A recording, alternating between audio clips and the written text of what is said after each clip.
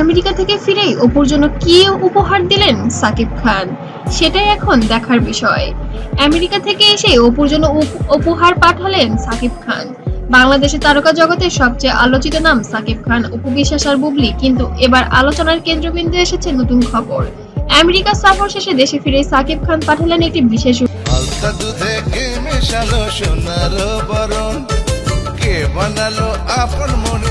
উপহার, আর সেটি এখন ভাইরাল।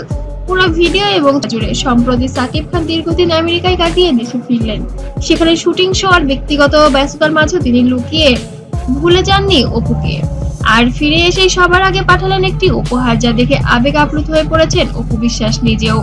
উপহারটি কোনো সাধারণ কোনো উপহার না, অবশ্যই বিশেষ একটি বিষয় ছিল এটাকে কেন্দ্র করে। কিন্তু প্রশ্ন হলো উপহারটি আসলে কি ছিল। সূত্র বলেছে সাকিব নাকি অপুর জন্য এনেছেন একটি দামি ব্র্যান্ডের গহনা এবং সাথে হাতে লেখা একটি ছোট্ট চিঠি। সেই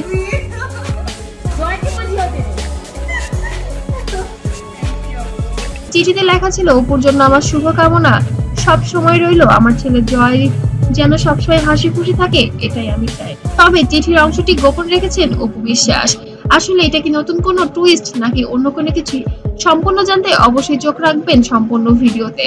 অপুর ঘনিষ্ঠ একজন জানালেন, অপুর হাত ধরে যেন সাকিব খান এবং সাকিব খানের হাত ধরে অপু বিশ্বাসের এতদূর পথ চলা, এবং উপহার হাতে পাওয়ার পর অপু নাকি আবেগে কেঁদে ফেলেছেন।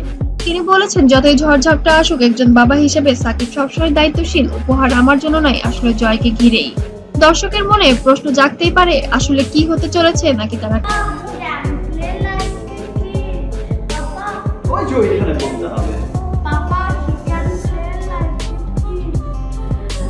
সুন্দর করে এখন ভিউয়ার্সকে বলো, আবার अगेन বলো, কাছাকাছি আসতে চলেছেন এবার।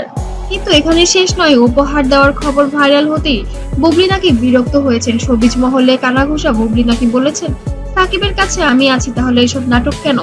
এখন ভক্তদের প্রশ্ন, এটা কি শুধুই প্রতিবারের দায়িত্ববোধ নাকি অপুর সাথে আবার সম্পর্ক মেরামতের ইঙ্গিত? অনেকেই বলেছেন সাকিবের এই উপহার হয়তো আবার নতুন অধ্যায়ের শুরু।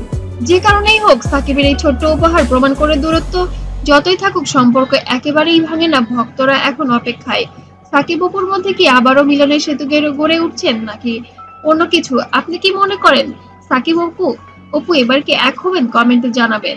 কমেন্টে জানাতে যেন মোটেও ভুলবেন না।